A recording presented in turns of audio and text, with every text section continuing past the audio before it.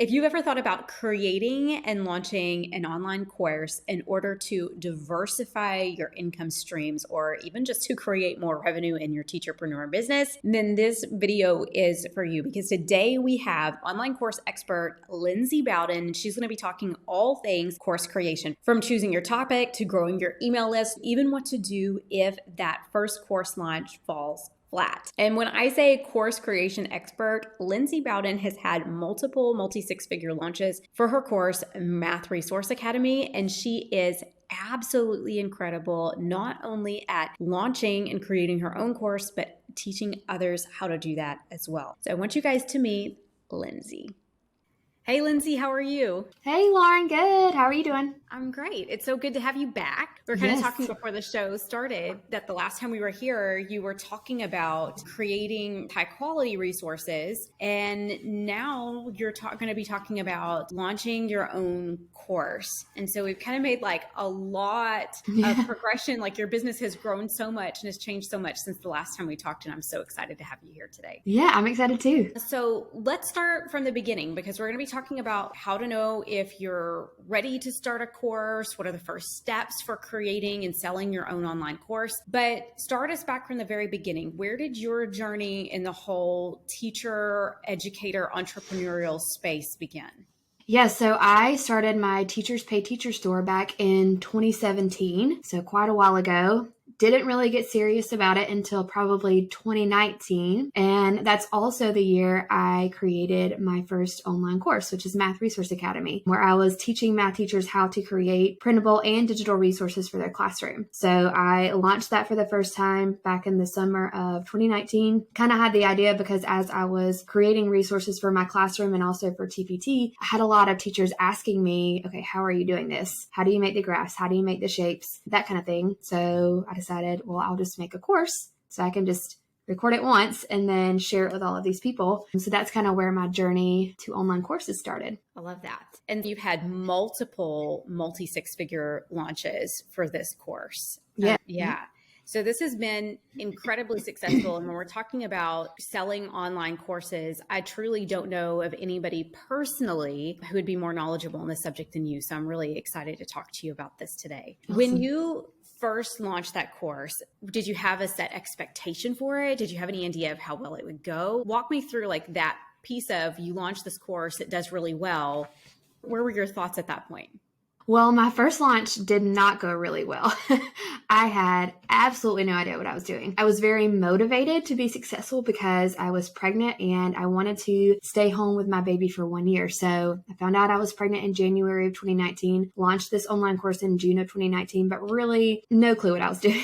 So I did get some members, which was awesome. I kind of had a beta launch, but then I took the next year and really learned everything I could about marketing and, making an irresistible offer, building my audience, like all of the pieces that you really need to have a successful course launch. And then the following summer in June of 2020, that's when I had my first big launch. I made $47K in 7 days. And I was like, this is real. This can actually happen. And since then I've had, like you said, some six-figure launches, which has just been mind-blowing. But yeah, I think that a lot of people want to be really successful for their very first launch and just, start off with a 5-figure launch. And it takes some time. It takes some mentorship to really learn all the pieces because it's not just create a course and sell it. It's a lot more than that. I think it was Amy Porterfield. She had a guest on one time, and this was whenever I had first launched the first version of RTA, which was a course. And I was feeling really defeated because I was like expecting that it was going to go so much better than it did. And I was one of those people like you're talking about. I may not have expected a 5-figure launch, but I definitely thought it was going to go much better than it did. Yeah. And when I closed cart for it, I was like feeling super defeated. And I was like, it's okay. I can learn from this. And I was listening to Amy Porterfield and she said,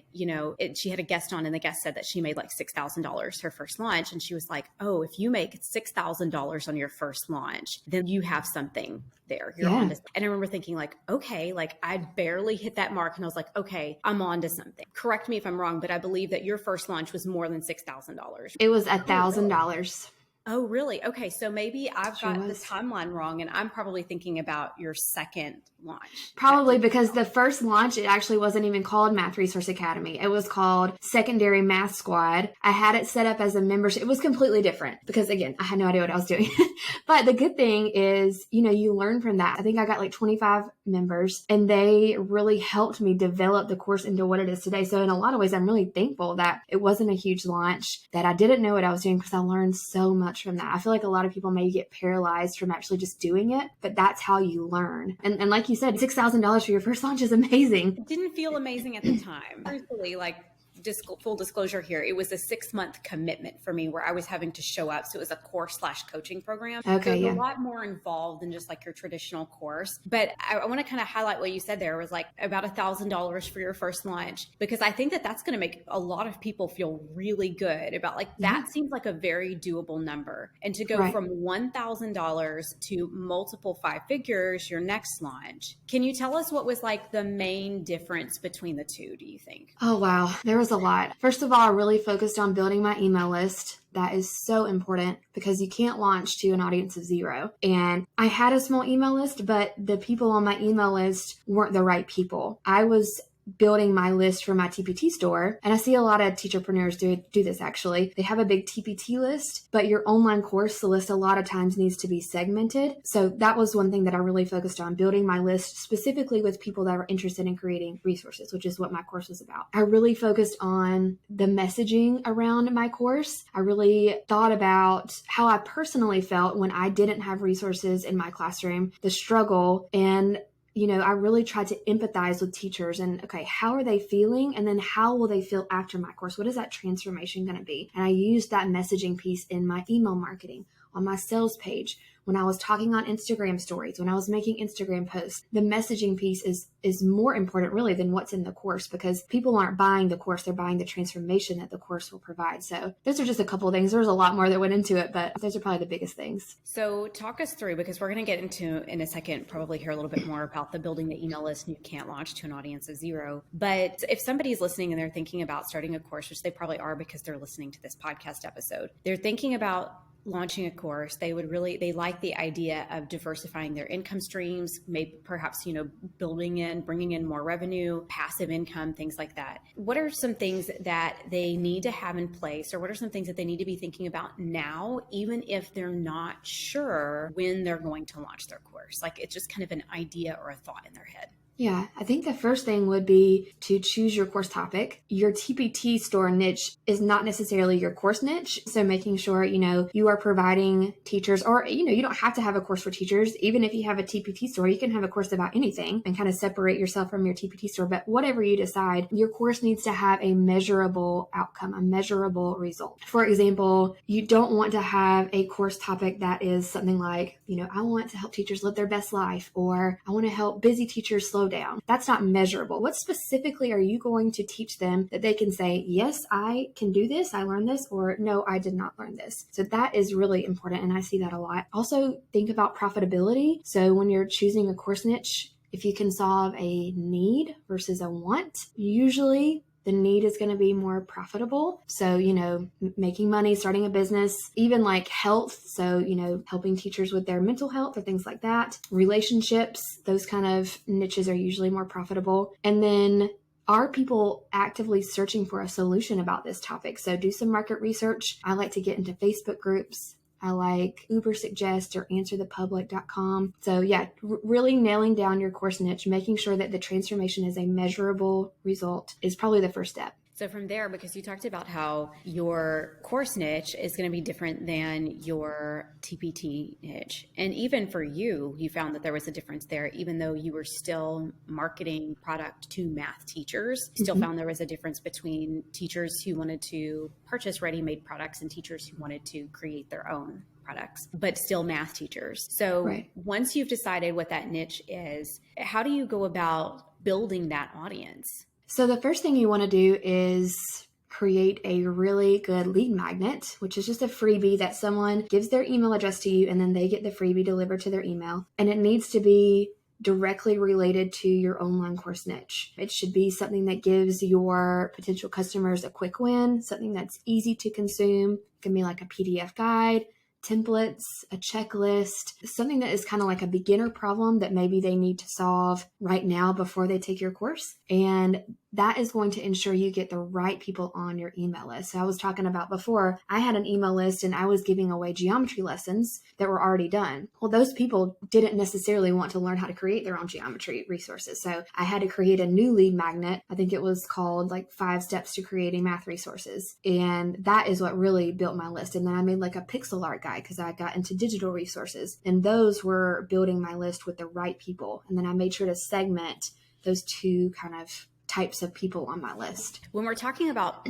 timeline for this, my thing right now is memberships primarily, right? But I do have like a static online course, and then I have courses that are all part of a membership. So I'm kind of in the course world, but I'm not in it nearly as much as you are. But one of the things that I see is like people who are launching this course and they don't have an audience for it, right? So they're like, okay, well, I'm going to market this thing, but then it becomes so much more difficult.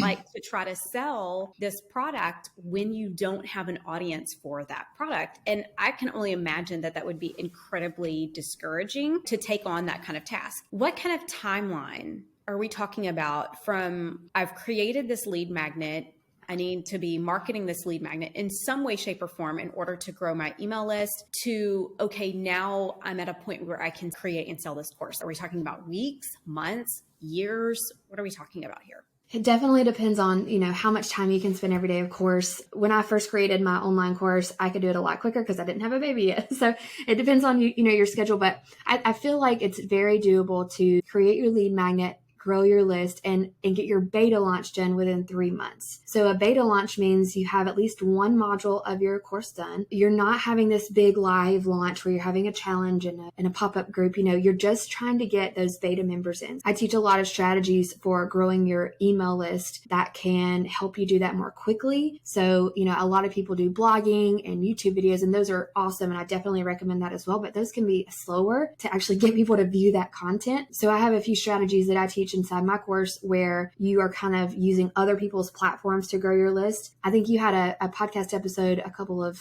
weeks ago about doing a joint lead magnet or like a bundle. I love those. That's a great idea. So just finding those ways to grow your list a little bit faster than the traditional methods, while at the same time, you are working on that first module of your course. And also kind of, you already have the outline for the other modules so people kind of know what's promised, but you don't have to have the whole course created before you have that first launch. So yeah, long story short, about 3 months, I think is a good timeline. 3 months. So that's very doable. That's very yeah. doable. Yeah. And so when we're talking about this, we've got the course topic, we've created the lead magnet, and now we're starting to grow our list to create the actual course. Now you're going to be at Teacher Seller Summit and you're going to be talking about the whole strategy. Can you share a little bit about the strategy that you're going to be talking about and maybe walk us through the first step after this? Yeah. So kind of what we already talked about, the first step is really choosing a profitable niche. And so I have some strategies that I use to help people really brainstorm. And I feel like a lot of teacher sellers, they get stuck in their TPT niche, and the online course world is so much bigger than that. And I think sometimes teacher sellers get scared of branching out from their TPT niche. So we're going to talk about how to brainstorm, what you're passionate about, what you already know about, and then also your life experiences. That can be a great course topic. If you have experienced something difficult in your life or maybe help someone else with something difficult, then you already have experience with solving a problem. So we'll talk about that first. We'll talk about how to make sure it's profitable and measurable. And then from there, once you kind of have that niche nailed down, then we will do some market research to find out the best lead magnet topic to make sure that whatever you choose, first of all, people are going to want it and download it. And also it's going to get the right people on your list so that you're building your list as you start creating your course. And then I'm going to give some strategies about how to grow your list quickly. So kind of what I was talking about, I have some specific strategies that I've used with my own course members, and I've had people get like 500 new leads in a day from these strategies. So I'm really excited about those. So we'll talk about that. And then from there, kind of once you have started building your email list, then the next step would be start outlining your course, thinking about the first module, thinking about that transformation that your course participants will get. And yeah, go from there. That. You have a course for creating an online course. Can you tell everybody the name of that course and maybe just a Yeah. little bit about that? Yeah, actually, I just changed the name and I kind of revamped the course. It's called Hey Online Course, and it's basically how to create and sell your course in 3 months. So I go through all of those strategies. We talk about even through after your beta launch, how to finish out the course and then do a live launch. So it'll be my exact live launch strategy that's given me those 5 and 6 figure launches. It's a great course. I have gamified it, which I'm really excited about. I just did this where as you go through the course, you get badges and prizes. So yeah, that's what I've been working on in January and February is revamping the course and making it so that you get that result very quickly. So yeah. I love that. Let's talk about something a little bit practical here. What kind of monetary commitment are we talking about when creating a course? Because we're potentially looking at probably Facebook ads if we're talking about, growing your email list in 3 months. We're looking at hosting somewhere to host your online course. Hopefully somebody who's thinking about creating a course already has an email marketing platform. So hopefully that piece is covered. But what kind of commitment are we looking at from a monetary standpoint or a financial investment standpoint when we're looking at building this course?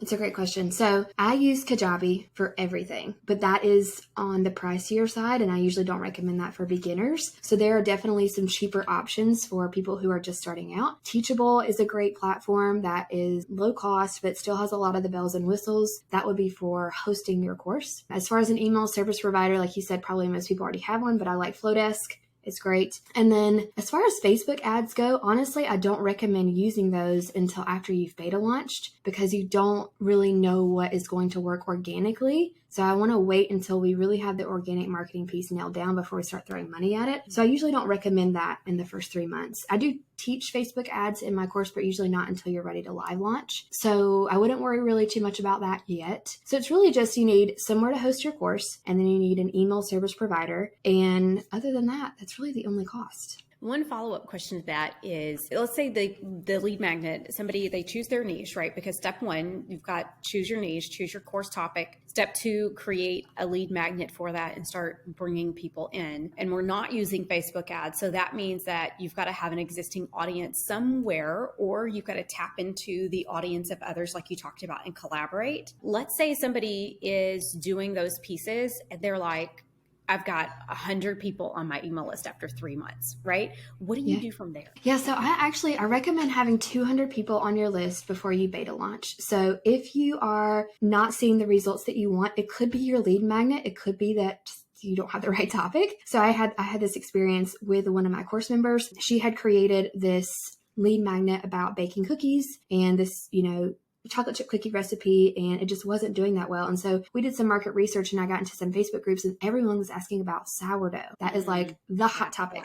Yeah. So she made a sourdough lead magnet and it exploded overnight. So it could be your lead magnet. It could be that you're not getting enough eyeballs on it. So that's when you really need to look at your conversion rates. So whatever platform you're using to host your landing pages, whether it's Teachable or Kajabi or whatever, see what the conversion rate is. Like how many people are actually looking at it. It may just be you need to get more eyeballs on it. You need to do some more marketing, get on some podcasts, do another lead magnet bundle. Those are usually the two, areas where I see that the lead magnet's not going well. So that's super helpful. And then I would assume, say they beta launch this to their 200 people on their email list and it falls absolutely flat. Yeah. Have we lost anything at this point? Yeah. So, sometimes that can happen. And there's so many variables that can go wrong with a beta launch. It could be your offer. It could be maybe like some links were broken. It could be maybe your emails weren't being opened.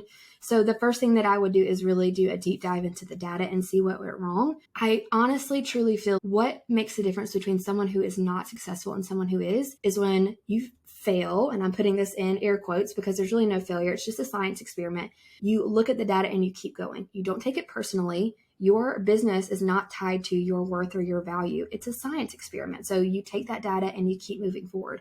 So my online first beta launch could have been considered a failure, but I kept going. I learned. I, used the data. I talked to my beta members. So it's really just, it's not a failure. It's just, are you going to take what you learn and keep going? And one of the things that I want to point out too is with this method that you've mentioned that you teach for that beta launch is that they've only written one module too. So Right. it's not like you've spent all these months creating this course, filming content and everything like that. Like you've spent time on it and you've made an investment, but this isn't like the end of the world, because if you do that beta launch and it does fall flat, like you've only made one module. So you Yeah. have plenty of room to pivot, like plenty of room Right. to pivot. Yeah. And that's a good point. Like it could have been like maybe your course topic just wasn't, it may be like the overall niche is okay, but the transformation you were promising is just not what someone wanted. So I always tell my members, after you close the doors, even if your launch went great, send out a why didn't you buy email to everyone Yeah. who didn't buy on your list. And that can give you tons of feedback. Hopefully they'll tell you, well, this wasn't right, or I would rather have this. And then that can really help you improve from there. So this is kind of a fun question. Most of the people in your niche or in your world, I would think, are probably teacher entrepreneurs, or most of them kind of in that space. Yes. And then we're talking about cookies, which like absolutely intrigues me. So you've Yeah. definitely got people who are branching out, which I love. Yes. When you see course members finding and doing that new market research to find these new topics, do you find yourself going like, ooh, I'd like to do a course on this over here when you're doing market research too? Like, do you find yourself wanting to create other course topics? Or it's usually I want to take the course. Like I've already told this girl, once you make a sourdough course, I need this because I want to learn how to do sourdough. So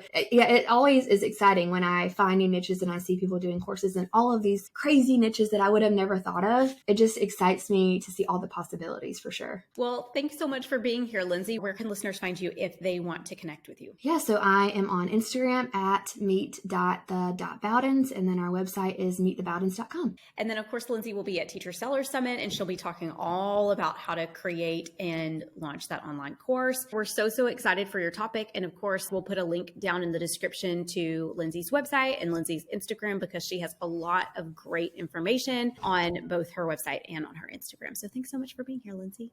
Thank you, Lauren. It's always fun to talk. If you're starting to get excited about the possibility of launching your own online course after that conversation with Lindsay, then Lindsay has an ultimate list of profitable course ideas that you can download right now. There's a link down inside of the description. Just click that button, type in your name, your email address, and you'll get a list of the 100 most profitable online course ideas on the market. So you can kind of get those creative juices flowing and start thinking about what your online course topic is going to be. If you want to learn more from Lindsay, you can follow her on Instagram or go visit her website at meetthebowdens.com, and you'll find links for that all down in the show notes. And you'll also see her at the Teacher Seller Summit July 6th through 9th, and you do not want to miss that, because not only is Lindsay going to be talking about creating your profitable online course, we're also going to have launch expert Melanie Battistelli talking about different launch strategies that you can utilize to launch your own course or membership. We are so excited about Teacher Seller Summit, and you can get your tickets at teachersellersummit.com, and you can find the link for that down inside of the description. Thanks so much for being here, you guys, and I will see you in the next video.